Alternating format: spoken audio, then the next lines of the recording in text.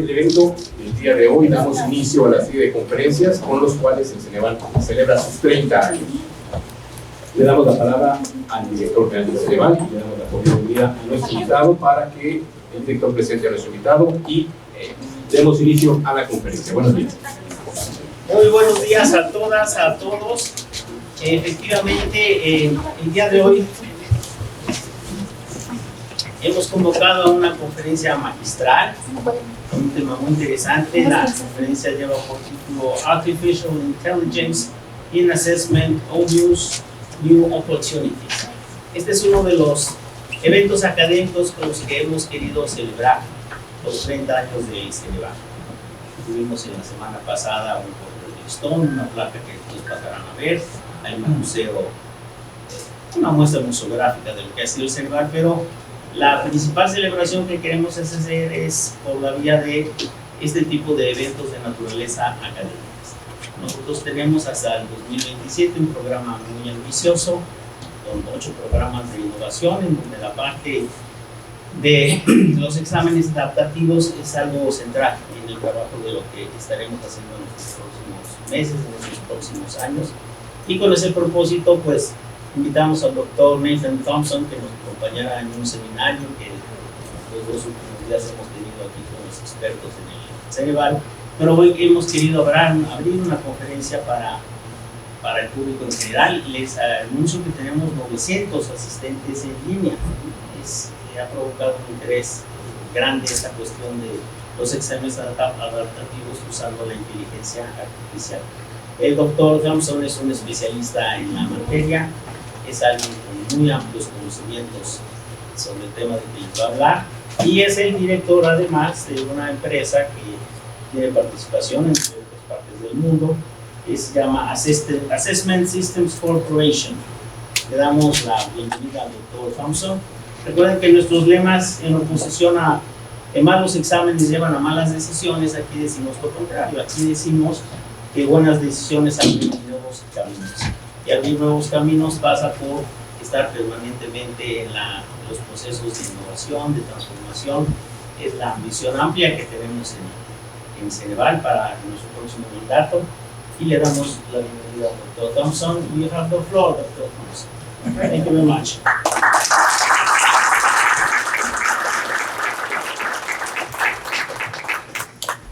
Thank you.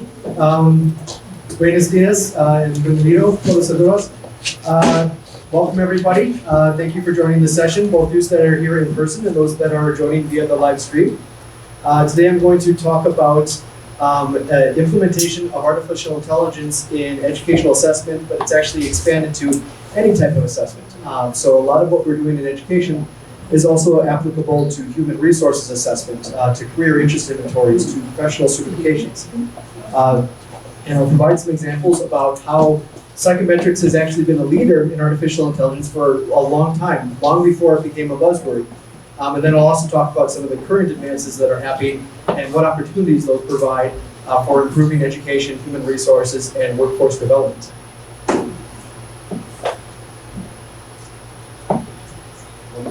Okay. So we'll start by talking a bit about what artificial intelligence and machine learning are, and from a broad perspective, and then how also they apply into the world of assessment, and give some examples about how they've been used both recently and in the long history of psychometrics. Then we'll talk about how AI now drives some of the innovation that are happening in assessment and education. So one thing to remember is that AI is great, but it's not going to be the solution for all of our needs. A great example is automated item generation. Having LLMs like ChatGPT make it a lot easier to develop new item banks now, whether it's for education or workforce or anything else. But it's not the only thing you're going to use to develop those item banks. You still need to have the items reviewed by humans, probably still have some items written by humans as well too. So you can't just give up on a lot of human stuff that's being done. However, it's still very helpful. It can save 70-80% of the time in item development. Same with proctoring. AI is used a lot in proctoring these days, but you usually don't want to just use AI only to flag people. You flag the people based upon the AI, and then you have humans check out the videos to make sure that there wasn't actually any cheating. So AI, when you look from a big perspective, it's part of the fourth industrial revolution. So we had the agricultural revolution, the manufacturing, the clerical when computers came around, and now it's the knowledge revolution. So a lot of the knowledge work that is being done in assessment, whether it's writing items, whether it's making reports, whether it's designing learning paths, things like that, that's now being done with AI. It's not just being done manually as it used to be done before. Now, stepping back in terms of what is AI, we get a lot of attention now about ChatGPT, of course. Everybody talks about ChatGPT for the past 2 years. But that's not the only application of AI in assessment. There are many other types of AI. You got recommender systems, like the same things that choose your next show in Netflix. Those are the things that can also be used for recommending the next learning module in an e-learning platform. There's a lot of other applications of AI that we could use in education and assessment. And in most cases, the AI is not a general Terminator type of big robot that can do anything. It's designed to do a very specific thing. So a good example is AI virtual proctoring, where they watch videos of students taking exams. The AI there is trained to look for very specific things. Are there 2 faces in the screen? Are there 0 faces in the screen? Is there talking?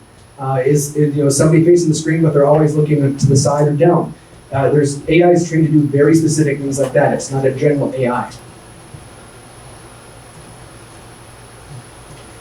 So a lot of these things, machine learning, artificial intelligence, data science, and all that, they're buzzwords. They've been used a lot in the last 5 or 10 years, especially in the last 2 years since ChatGPT came out. But they've actually been around a long time. They've often just been given different names. A great example of that is years ago when I first got into this, I signed up for a machine learning class with Coursera. It was being taught by a famous professor from Johns Hopkins, and that's the picture there. Now, if you look closely on the bottom there, you can see the playback bar. I'm only about 3 minutes into the playback of the first lecture. And what does he bring up as an early example of machine learning? The G-factor research in psychometrics. That goes back more than 100 years. So psychometrics has been doing machine learning for a very, very long time. So a little more about what I mean by machine learning and artificial intelligence for those of you who aren't as familiar with the topic. Machine learning involves use of computer systems and data analysis to try to learn about our data and make sense of it. In some cases, it's what we call unsupervised. In other cases, it's what we call supervised. But basically, we're looking for patterns. And then artificial intelligence is trying to use computers to replace humans in certain tasks. In most cases, but not all, it uses machine learning algorithms. And then you adapt those specifically for whatever task you're trying to replace. So again, the virtual proctoring works by training machine learning algorithms to do image recognitions on snapshots from videos to look for 2 faces or 0 faces rather than 1 face. Very specific machine learning algorithm. So a common example that's been around for a long time that we now all take for granted is spam filters. And this comes to mind also because I just saw somebody post on LinkedIn yesterday that one of his clients was going to make him sign a no AI pledge. And you head right back to them and say, hey, Google's been using AI for 20 years. Spam filters have been using AI for 20 years. All these other things that I use every day have been using AI. It just hasn't been a buzzword for 20 years. So we had to say, I'm not going to sign that pledge because I use a spam filter and everything else. So the way the spam filter works is that you can imagine the amount of emails that are sent every day. And somewhere they're gathered. And every time you flag an email as spam, it gets sent into a database in terms of what are good emails and what are spam emails. And the database has a machine learning algorithm training on it, analyzing the data. And it looks for things in these emails that are likely then to be associated with emails that are flagged as spam. It'll find trigger words like %off, or free, or sign up, or loan, whatever it is that the spam is trying to do. So eventually it trains the machine learning model to try to predict the probability that each mail is spam, and that's how your spam filter works. And this, coincidentally, is just about the same type of algorithm that is used in automated essay scoring, which I'll get into in a bit. Another common example that became used more often now as we're able to look at processing many more images and many more videos is image classification. Those who have watched the TV show Silicon Valley, which is one of my favorites, might recognize this picture here. One of the entrepreneurs developed a food recognition app so that you could use it to post food on Instagram and associate it with menus and things like that. He worked on it, and then his investors asked for a demo, and all he had built so far was showing hot dog versus not hot dog. But that is a good example of a machine learning algorithm that was done to a very specific task. And the way that it actually works is we have to break down what we're looking at into some sort of usable data set. So just like the spam filter, they look at all these emails, they break it down to like the frequency usage of some of these words, like % off or free. The same with image recognition and image classification. They have to change an image into something that's numerical so that a computer can process it. So in the case of a grayscale image like this, it turns into essentially a bitmap, a grayscale bitmap of an array of numbers. Same kind of thing would happen for color with RGB. And then you train a machine learning model here, like a neural network, and you can recognize this. So this is one of the classic things, like if you go to learn machine learning, is they'll do a handwriting number training set to help you learn how to do that. So I mentioned before, a lot of these things are new, but they're not really new. They just have often more buzzword names now. So if you look at machine learning literature, they talk a lot about features. A feature just means a particular variable. Those who have been involved in like regression or predicting job performance, things like that, you've been using features for a long time. And predicting job performance and predicting university admissions has been around for 50, 80 years. Label is what's used in the machine learning literature, and again, that's just a criterion variable in a sense of regression. Feature extraction is then part of the idea of features, but that just means you're selecting which predictor variables to use.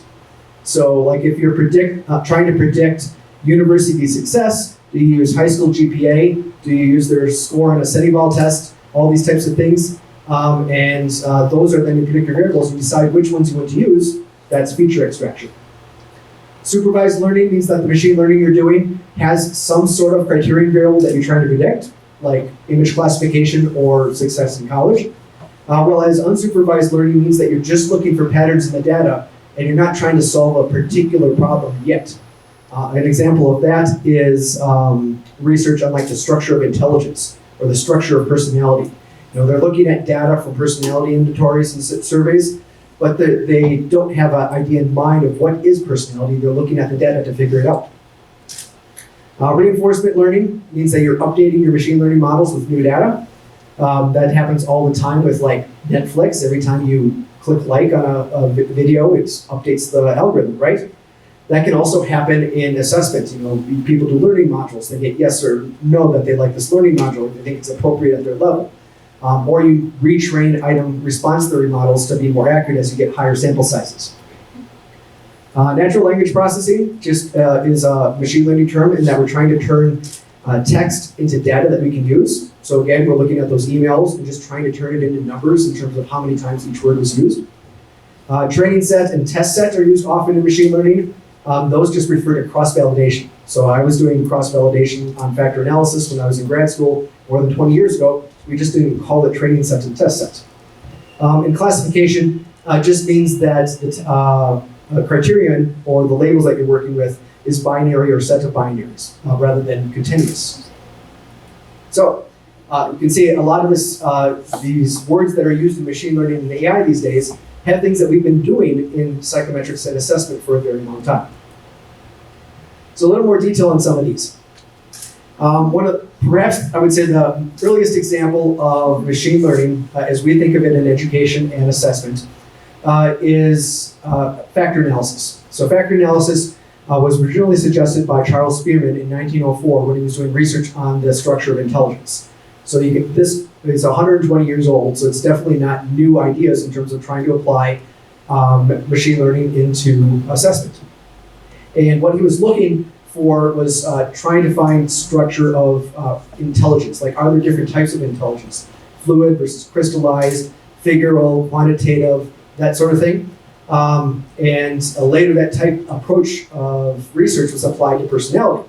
So the big 5 personality factors, if anyone out here is doing research on those too, that's based upon very early development of factor analysis as a research project or research method. Another example is item response theory. Item response theory, when you get down to it, is also machine learning. You're trying to fit mathematical models on data to make sense of the data. You're trying to figure out which items are good, which items are bad, which items are too hard. How do we decide if a test is good or not? There's a lot that goes into applying item response theory as a tool to evaluate and develop new assessments. But again, it's been around a long time. The concepts of IRT were suggested back in the 40s and 50s, but the mathematics and the computing power didn't arrive until the 60s and 70s. And then it became much more used. And it's been used for large-scale exams since the 80s now. But it's still not used quite as often as it should be because it's much more powerful than classical test theory. But there's a huge learning curve in applying item response theory, and you have to get specialized software to do it. And that item response theory is important because it enables a lot of other things that's important in assessment and education that are AI-based. One of the most important is adaptive testing. So adaptive testing takes the concepts of item response theory, which is calibrating questions on an assessment in terms of what are good, what are bad, what are hard, what are easy, and using that to personalize assessments for individual students. And this is an application of AI when you get down to the definition of it, because adaptive testing in assessment is trying to take things that used to be done by humans and using machine learning models to automate it and do it at a large scale. That's AI, right? So adaptive testing, the concept has kind of been around for thousands of years, because every time somebody, a professor gives an oral exam to a student and asks them some questions, gives it a little harder, a little easier based upon the student responses, that's been adaptive testing. It was first formalized, you see here, by Louis Binet, who was a psychologist in France. And he was interested in how to measure intelligence. And the approach that he came up with was to write items at different age levels. So he had items that were for 7-year-olds, 8-year-olds, 9-year-olds, 10-year-olds. And if you came into his office and you were 9 years old, he'd start by giving you some 9-year-old items. If you got those wrong, he'd give you some 8-year-old items. If you got those wrong, he'd give you some 7-year-old items. If you got those right, he'd give you some more 8-year-old items. This obviously is an adaptive test. He was adapting the difficulty of the test to each student, but he was doing it individually with subjective ratings of difficulty. Now, adaptive testing is one of the biggest frontiers in assessment because it can provide massive improvements in the assessment process and the outcomes of the assessment. The most important is that it can produce 50 to 90% reductions in test length without any loss of accuracy. Because if you think about it, you've got to test a bank of 150 items. So you might have 50 easy ones, 50 middle difficulty ones, and 50 hard items. If you've got high ability students, it makes sense to give them the hard items. The easy ones and the middle ones are going to be a slam dunk for them. It's not really providing much information. They're guaranteed to get those questions right. And on the other end, the low students, they were just going to be discouraged by the tough questions. And they're not providing measurement information either. They're practically guaranteed to get it wrong or to guess. So by doing this, we can drop the test length substantially without any loss of accuracy. And that can produce other advantages, such as reducing the amount of time that's being taken away from students, from learning and instruction. So it's good for the students, it's good for the teachers. And it can also have business benefits too. So if it's like an admissions exam and you're worried about booking rooms and computers and proctors and so on, and you're cutting the amount of that in half, that could be a very real savings as well too. It's also more engaging. If you're a low ability student, you're not getting frustrated by those difficult items. If you're 2 grades behind in school, they're not giving you items that are at your grade or a grade ahead, they're giving you items that are 2 grades below. And then providing feedback to your teacher to say, okay, this student's a little weak in these areas, they're 2 grades behind, here's how you can help them. So it's a very important advancement in formative assessment in education. But it's actually used a lot and across different types of education. I'd say K-12 formative is the most common usage of adaptive testing, but it's also used in K-12 summative testing. I've worked on some projects where we've worked with statewide end-of-year exams that are kind of medium stakes. They aren't medium stakes for the students, but they're like comparing schools across the state to see which are the schools that need a bit of help. But those were done adaptive as well. Adaptive testing is used in university admissions. It's used in university placement tests. So like students coming into university and you want to figure out what's the best math course for them to take in the first semester. Adaptive testing is a great fit for that problem. It's used a lot in language testing because you can have a really wide range of language ability. It's just gigantic when you get down to it. So having adaptive testing for that is very helpful. It's used in pre-employment testing. So if you work for large organizations and you're trying to test people on, let's say, computer skills or something basic like that, you can use adaptive testing to greatly reduce the time. And if you're testing 100,000 people a year to come work for your large organization, that provides real savings. It's also used in credentialing a lot in the United States. So in the United States, we have certification exams for lots of professions. And the largest ones have very big tests. So like the nursing exam in the US gives 250,000 tests a year. And the paramedic and emergency medical exam is like 100,000 exams a year. And some of these tests are then adaptive because it greatly reduces the amount of time that they have to pay for proctors for these. And one of the newest applications of adaptive testing is healthcare. So they can use surveys in healthcare for people like before and after surgery to see how you're doing, or using it for depression and anxiety inventories. And rather than giving a really long survey on personality, anxiety, mood, things like that, we can make adaptive tests that are much, much smarter and help people more quickly. Automated item generation. This is one of the applications of AI that gets more attention now that ChatGPT came out, but it's actually been around longer than that. So the first approach to automated item generation was using templates. So basically you write an item and you put in dynamic fields in it for words that you want to change. So an example here is a CPR question for saving a child's life that's choking. And you can have, it's too small to read, but you can have like a blank was playing with blank, and it could be 2, 3, 4-year-old boy or girl was playing with Legos or marbles or something like that, and it's setting the stage for a CPR question, and it doesn't change the difficulty or the real sense of the question, but it makes it a little more unique. And I saw a presentation years ago by the Medical Council of Canada who said that this made their item development process 6 times more effective and actually increased their discrimination power of their items, the measurement power. But it was quickly superseded by the LLMs.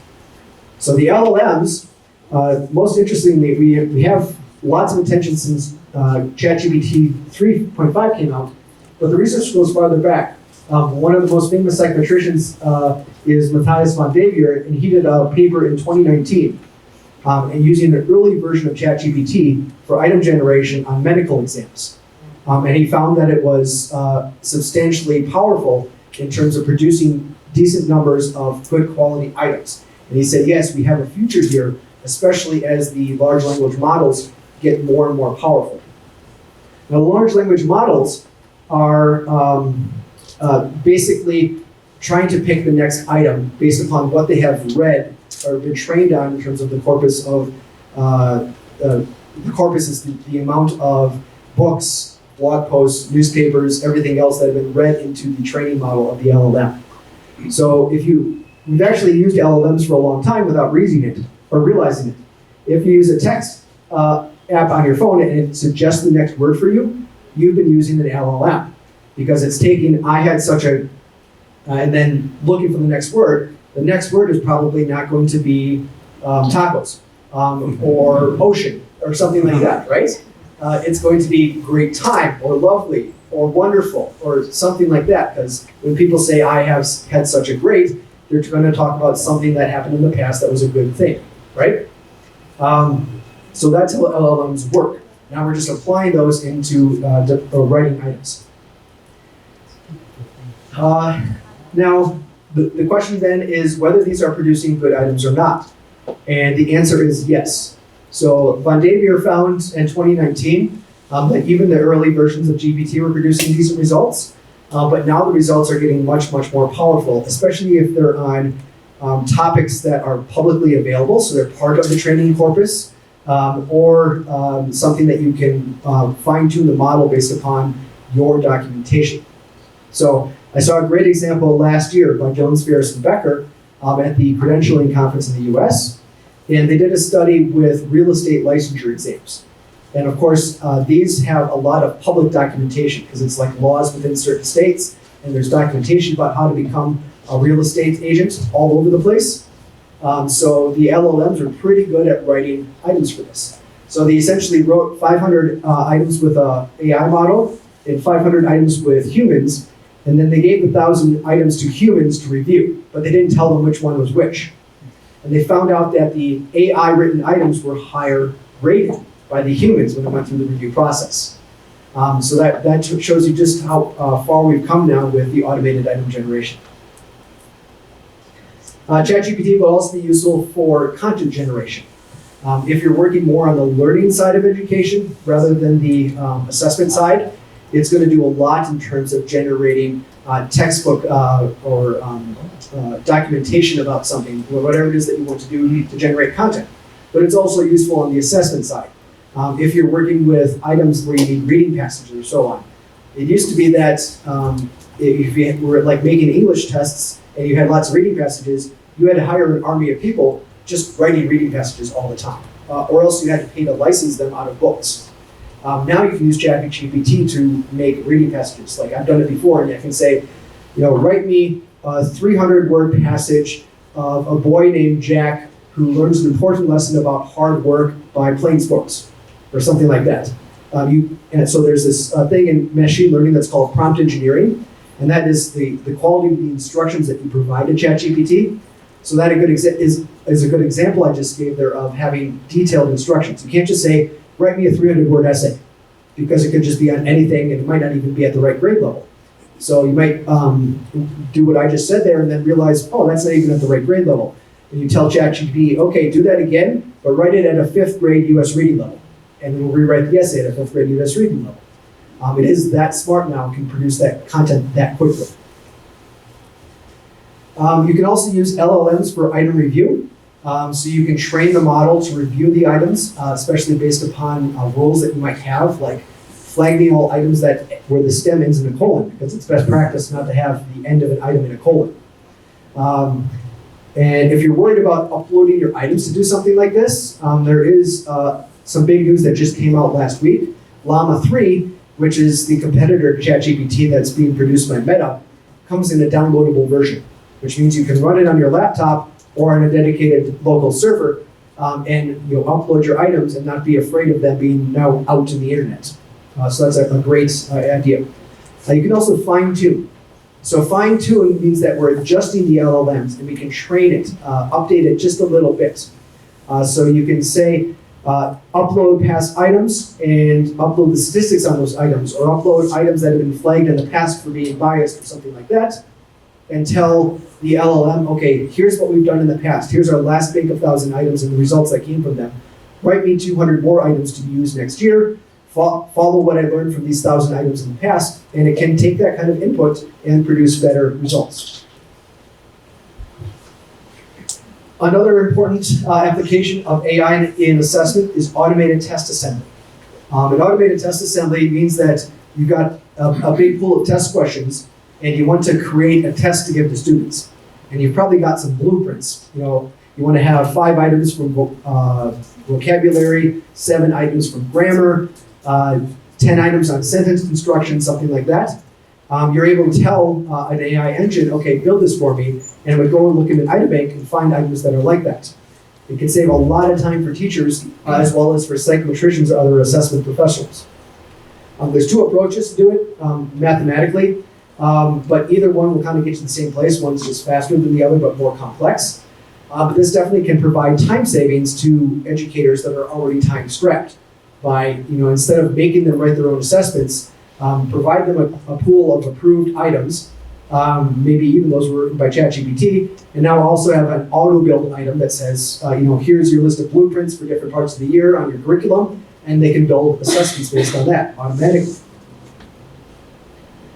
There's also AI in the item banking world. So item banking refers to the management of large item banks. Not usually something that happens at a school level, but when you're talking about organizations like Ceneval or states, educational departments, things like that, they've got thousands and thousands of items on each subject, and they have to manage all these, track which ones are new versus retired versus under review. And there's different things that you can use AI for to help that process of managing these thousands of items. One is finding what's called enemy items. So these are items that are on the same topic, so you don't want them on the same test. Or perhaps even one gives off the answer to another. Like maybe one item mentions the atomic weight of nitrogen as part of providing a scenario, and then another question asks, what is the atomic weight of nitrogen, right? And some students might get one or the other. You don't want some students to see both, because that would be a problem. AI can help you find those items by using natural language processing and looking at what we call distance or similarity metrics by analyzing the data that came out of the natural language processing.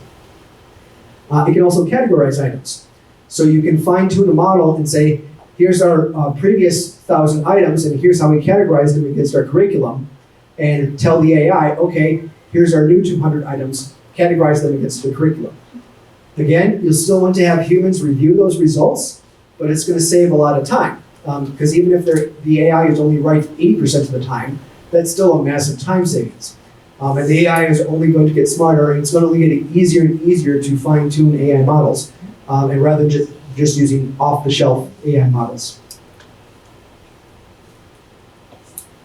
One area of AI that I'm interested in, that I think is also now going to blossom, is automated essay scoring. So essay scoring, those of you who are involved with it know how much of a labor it can be. When I was in graduate school, I worked in a summer job grading essays because I thought it would be a good experience, and it did turn out to be an actual great experience, and I'll tell why in a minute. But automated essay scoring uses AI to score essays. Now, it doesn't do this, again, in like a big general artificial intelligence Terminator approach. We're trying to find a very specific solution. So what you usually do is you apply natural language processing to make sense of an essay and train custom machine learning models on each essay, and not even each essay, but each rubric.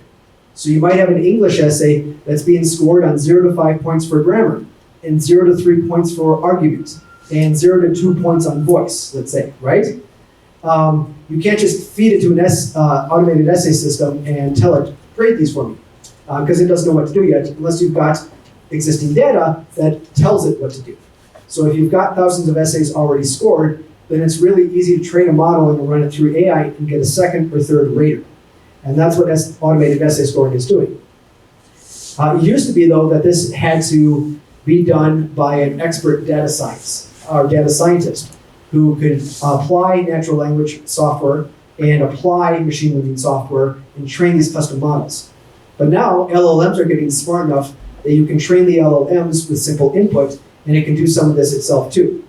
I just saw a research paper posted from the University of Alberta yesterday showing that they were able to do this, and GPT-4 was substantially better than GPT 3.5, even though in terms of time, those are what, only 8 months apart or something like that, where the AI is getting that much smarter that it's already providing significantly better results. So I see this is something that can now start possibly being implemented more at a classroom level. It would still probably need to be trained by professionals, set up as part of a software, as part of a large-scale assessment or learning system. But this now is something that's not just going to be limited to large testing organizations or state departments or national ministries. It's something that can possibly be applied at the school level. So here's how automated essay scoring works. When I was an automated essay or a regular essay scorer, we were scoring exams from a state test in the United States. And the prompt was, your school board is considering the elimination of extracurricular sports. Please write a letter to your school board arguing for or against this, and make sure you give at least 3 reasons supporting your statement, right? Pretty straightforward prompt. Well, after reading thousands of these, I started noticing patterns. certain types of words were jumping out to me, and usually like within the first paragraph. If the student mentioned things like school board or 3 reasons in the first paragraph, I knew they were already structuring the argument, right? They were clearly understanding the situation, the prompt, and they were already structuring their argument, and they were going to go on. And usually it was a 5-paragraph essay. They'd have an intro, reason 1, reason 2, reason 3, outro. Makes sense, right? And I could easily then look, okay, do they have that structure? And are there other keywords like school board and 3 reasons? Then I started noticing some items or some words, phrases that tipped off lower scores. Most common one was that they would start off saying, you can't eliminate sports. We need sports to turn a profit. This is completely ludicrous. But they would spell ludicrous like the rapper, not the correct way of spelling ludicrous in English. So I knew if that was the first sentence of the essay, this is probably not going in the right direction, as opposed to someone who started off with the words, school board, here are my 3 reasons. Now what automated essay scoring does is it applies this same idea. It reads through thousands of essays and it notices the words or phrases that are more correlated with high scores versus low scores. And then it essentially trains a large model on this. So instead of using just a couple words like here, it'll make a matrix of like thousands of phrases and words that were students used across the entire state with maybe 20,000 students. And it trains a specific model based upon all this data, and then it can pretty accurately report what those scores are. And research has shown for a long time, using this report or this approach can score students more accurately than humans. So if you correlate 2 humans and you correlate humans and AI, the second correlation is actually higher because there's more error in bringing in a second human than there is using humans as the second rater, or using AI as the second rater. And so again, one thing that's changing here is that this used to be only the domain of large international testing organizations or states that were contracting with these large organizations. But now this kind of stuff is available to anybody. If you're good at Python or R, you can program something like this with 100 lines of code. And now that you've got ChatGPT, you can build this into LLMs like ChatGPT and take it an even step further more quickly. Another interesting application of machine learning in assessment is called cognitive diagnostic models. And what this is a machine learning approach to creating skill or knowledge profiles. So if we want something more on a test than just an overall score for students, we're able to then take each item and tag items by certain skills. So maybe you're working on an accountant's exam and you've got a bunch of items and you can tag them by whether they use Excel formulas, quantitative reasoning, text knowledge, how to file certain reports, which of course can differ by state or country. And you do all this and you make what's called a Q matrix, which is this table like you see here. And it's tagging items by the skill that they use. And then you put this through some custom machine learning models and it produces a skill profile that tells you the mastery of the student on each one of these things, rather than just having an overall score. And it's more accurate than just using subscores either, like how many questions did they get in each area. Because this is kind of a multi-dimensional thing, because here we're assuming that items load onto multiple skills, whereas the traditional approach is we assume each item goes into only one skill or one domain. Another innovation of AI that's been happening is process data. And this is, again, something that's only been around for 5, maybe 10 years. And that is using all of the other information that's available in the test. So you think about it, in most cases, the only information you're using on a test is, did a student get the item correct? Or how many points did they get on it? There's lots of other information. If you have a drag and drop question, the computer is catching what is the first thing they dragged. Did they drag it somewhere? Did they move it again? What are the different ways that you could possibly drag these things? Or are they doing like typing to fill in the blank on an English test with filling in multiple blanks within a paragraph? Which one did they do first? Did they answer correctly first, or did they change it later? How much time did they spend on this? All of this data is being captured by the computer, but in most cases it's being ignored. So what process data research is doing is it's creating large-scale data sets. This is now big data, because you can imagine getting all of this log information for 50,000 students in a statewide exam. That's a lot of data. But they then train custom machine learning models on this and use this to find better ways of understanding what students are doing, what are the mistakes they're making, how can we more accurately score these items. There's different ways you can analyze this process data to solve different educational problems, but it's something that's only been around since we've been able to collect these large data sets and analyze them with the machine learning packages that we now have. Remote proctoring is one that a lot of you are probably familiar with, especially those that you work in universities. This, like I mentioned before, is something that's based upon machine learning models that are custom developed for proctoring. And basically what you're doing is taking still images out of a video, let's say one image every second or something like that. You don't need the high definition video with 60 FPS. You probably could do it with 1 image per second or 2 per second. And this graph here I pulled off a video on YouTube because it's really useful. And it's showing the webcam and the wear cam. So he's got a little GoPro attached to his glasses. That usually doesn't happen in real life though, but he does here. And it's hard to see because it's small, but each one of those bars here on the right are different things that can happen. 0 faces, 2 faces, speech, or sound detected, things like that. And this is a time stamp of when it found each of these things. So somebody walked through the image here, and it, let's say it's this one, and it jumped right there. It caught when somebody walked through it and realized there were 2 people in the frame. But for the rest of the time, it was just the one person. And then you train these AI models to look for these different things, and then on the bottom, they have a combined score. So it was red in the middle, but it was like, you can see here, 30% flag, but then it jumped up to 100% flag once that second person walked into the frame. That's how AI proctoring works. It's a very specific machine learning model used to solve the problem of saving time for proctors. So we don't have to watch all the videos. We only have to watch the videos that have been recorded that have been flagged like this. Now, AI is also used outside the assessment, and in some cases, it's even more important here. But it shows you just how important it is in the field of education and workforce. AI is used frequently in prediction models. This is more machine learning than AI.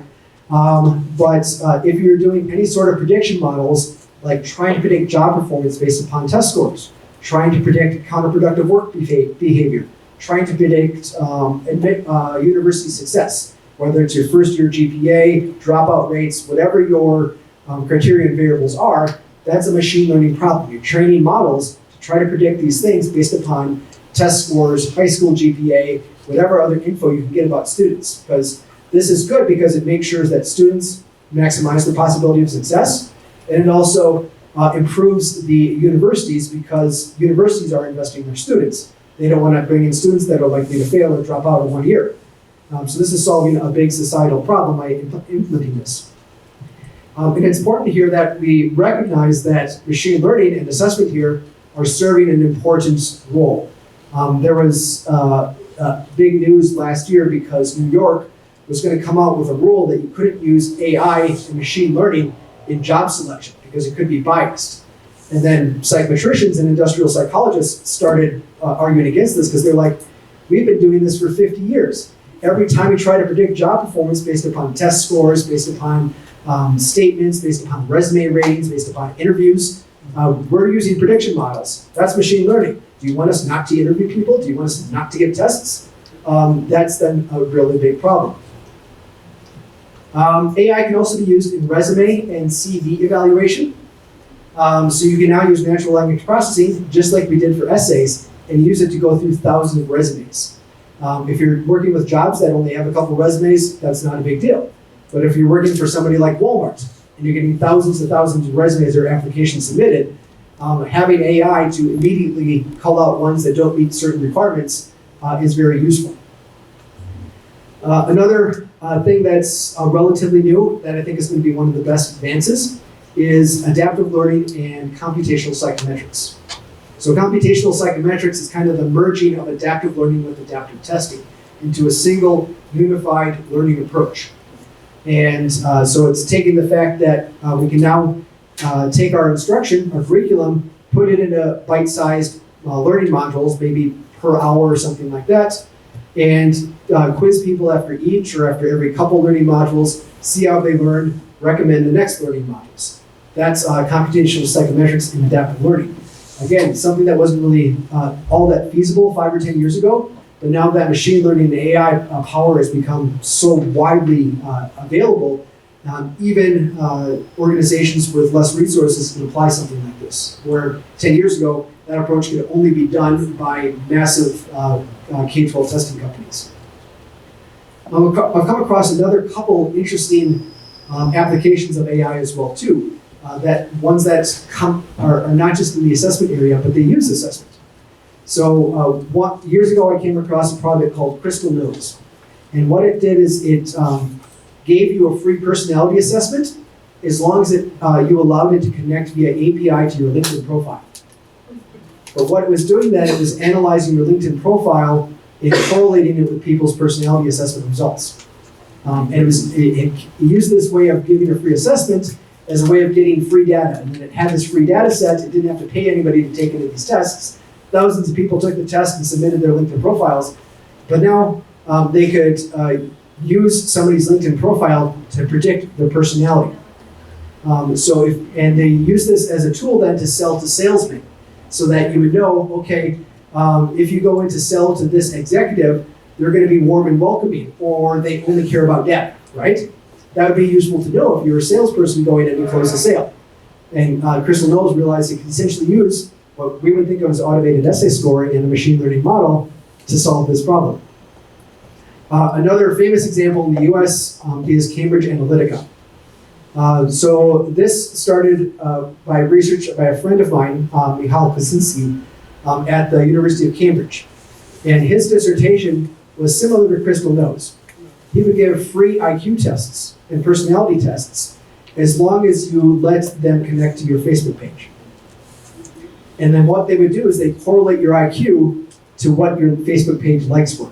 And this was back when your likes were not like on individual posts, but you would say on your overall statement, what are the things that you like the most in the world? Is it reading? Is it sports? Is it soccer? Is it working on cars? That sort of thing. And unsurprisingly, they found that people who liked things like reading were more intelligent than people who put their top like as being cheap beer or something like that, right? Which we laugh because, yeah, that thing's obvious, but they found this data set and then they were able to mine these large pieces of data. And then what Cambridge Analytica does, and the whole thing that happened with the 2016 US election, they were then targeting people ads based upon their Facebook likes, very specifically on certain types of likes. And that's a good, it wasn't being used for good in that case, whereas Crystal Knows, I would say, was solving a real problem. So you can see there's probably a lot of ideas like this, like Crystal Knows and Cambridge Analytica, that we haven't even thought of yet, where AI can take some of the advances that we have in assessment and solve real problems, or cause real problems, in society, just by taking things that we have taken for granted or people do individually. Like, for many years, salesmen would individually size up their targets when they go to close a sale, right? Crystal Knows just takes what they were doing and quantifies it by using a large data set and training an AI model. What are some of the other things that we can do in education and workforce development by applying this type of machine learning approach? So, what are some new opportunities in this?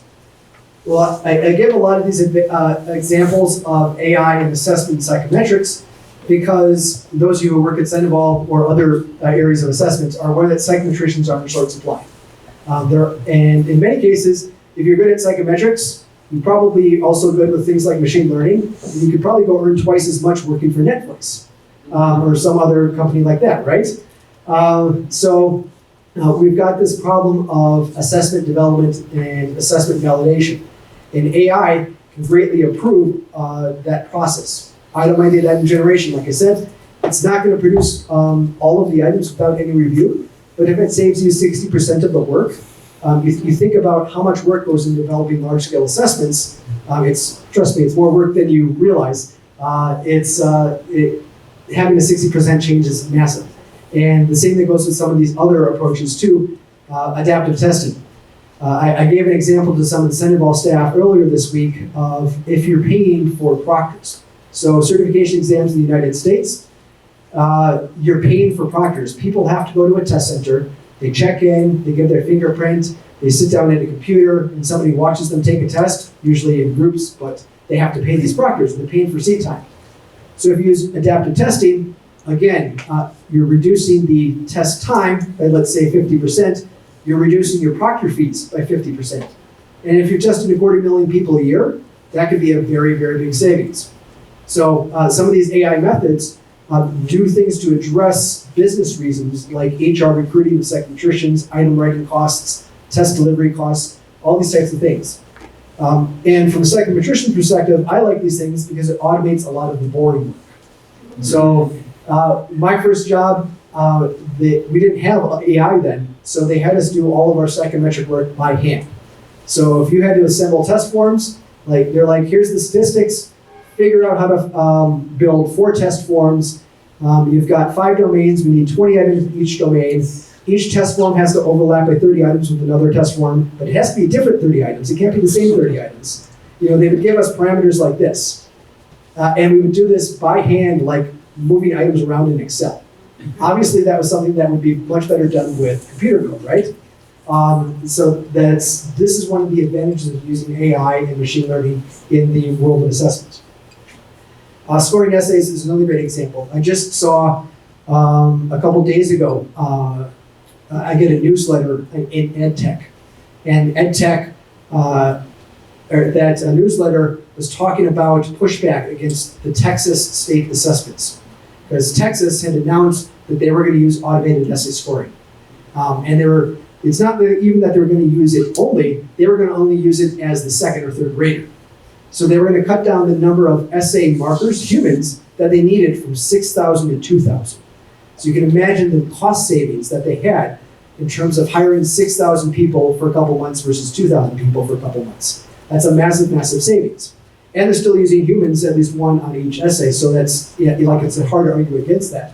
But this is the kind of savings that you can have, and it can directly impact the quality of education because that money can then be invested elsewhere in learning and hiring more teachers rather than essay scorers, things like that. So it can produce real results that positively impact education. Another thing you remember is that AI helps us meet society's need for assessment. Assessment and testing, in some countries more than others, but generally everywhere, often has a negative connotation. People don't like taking tests, unless you're really good at it, then you like taking tests. I think of it as like being the star quarterback. The star quarterback, he wants to go play the game on Friday night, right? I'm sorry, I'm using American football. But if you're the star striker on a soccer team, football, you like playing football. You want to go actually out and play. You want to go score. You're looking forward to the games. Those of you who have watched Ted Lasso, you've seen the Mexican Danny Rojas, right? That's exactly what he's like. Some people are like that with tests, but a lot of people aren't that way. They don't look forward to tests because they know the stakes are high. It's governing whether they get their job, and maybe they're not really good at tests. But tests do solve an important role in society because they give information about people. And it's more accurate information than we can get other ways. So we could predict university success based upon only essays and only interviews, right?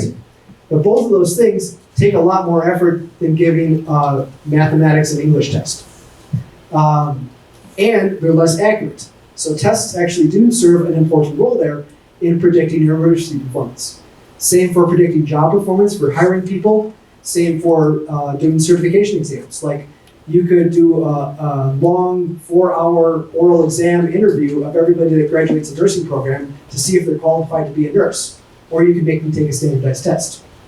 Another key word there is standardized. So standardized test often has a bad connotation as well too.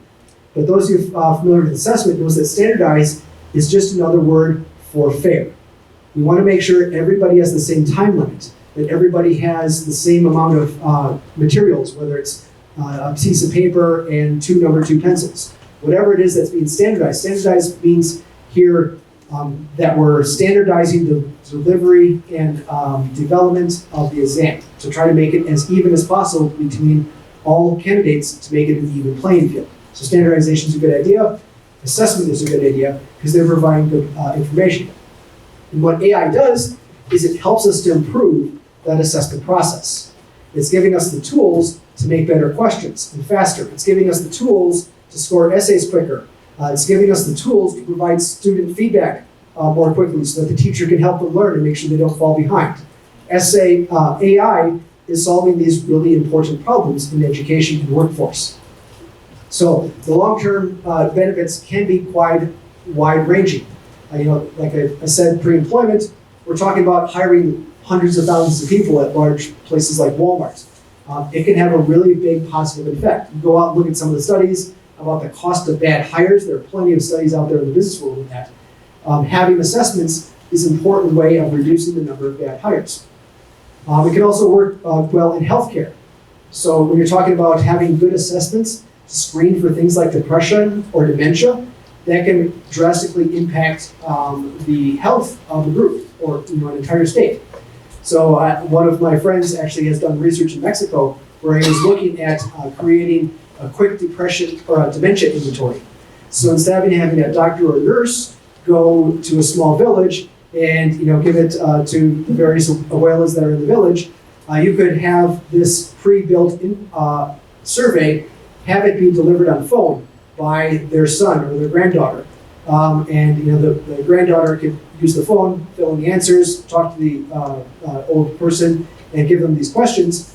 That then provides a very cheap and easy dementia screen rather than having to send a doctor there.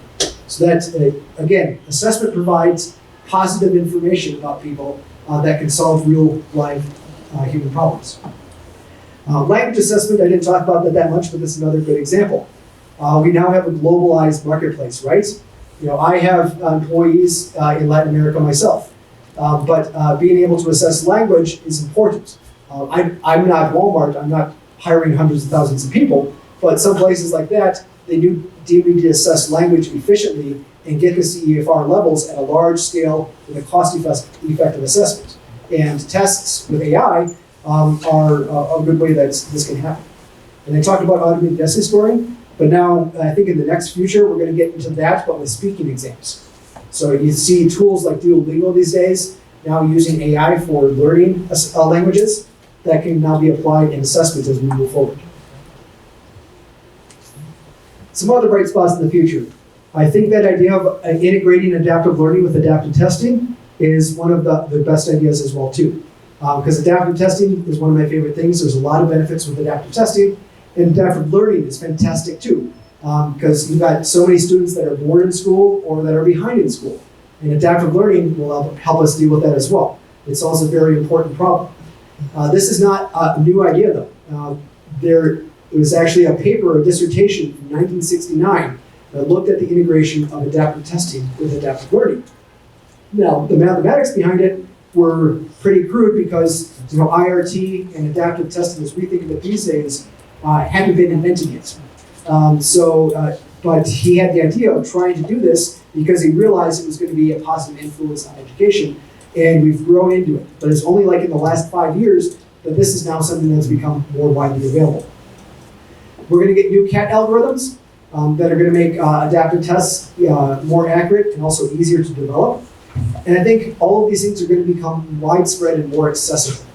So I've mentioned that several times that some of these methods have been around for 20, 30, 40 years, but they've only been used by big companies in the US or Europe that have $500 million budgets every year or something big like that. Now, if you want to apply automated essay scoring or adaptive testing or some of these other aspects, there are free tools out there. If you know how to program in R and Python and some of these other tools that are out there, you can do automated essay scoring and adaptive testing on your own. And that not be large scale. If you're running automated essay scoring on your laptop, it might take 20 hours to run, but you can do it. So this whole democratization of AI and machine learning is going to take these advances from just the big US companies and European companies and make it available all over the world. I think remote proctoring is going to become more widespread and accepted, especially since COVID. We saw it jump a lot there. But as these AI algorithms become more and more accurate, that's going to become more accepted. And then there's other things, like the process data is still brand new, not used very often.